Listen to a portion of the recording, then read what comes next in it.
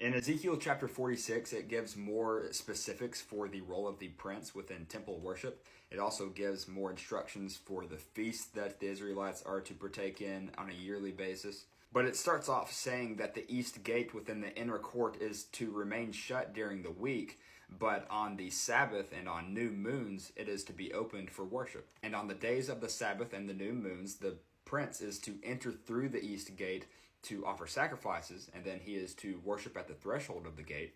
And then just the regular people of the land will enter through either the south or the north gate and then leave through the opposite gate in which they came. So if they entered through the south gate, they would leave through the north gate. Verses 9 through 15 speak on the regular offerings that the prince must present. It says that there are burnt offerings and grain offerings for the Sabbaths, new moons, and daily worship. And every morning the prince is to offer a year-old lamb with grain and oil. Doing this on a daily basis symbolizes devotion to God.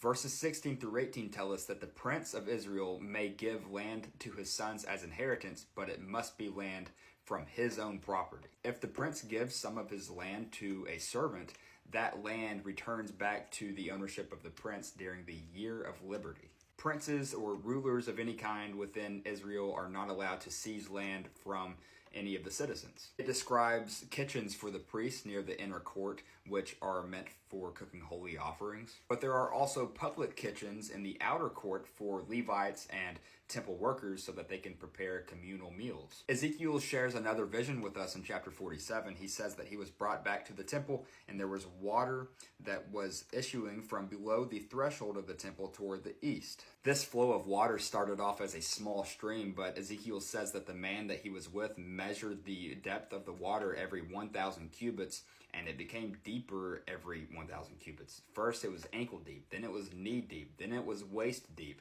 and finally the river became so deep that it could not be passed. This river flowed eastward into the Jordan Valley and then into the Dead Sea, which transformed its salt water into fresh water, and it says that wherever the river flowed, life flourished. Fruit trees grew on both sides of the river, and it produced fruit every month, and their leaves brought healing.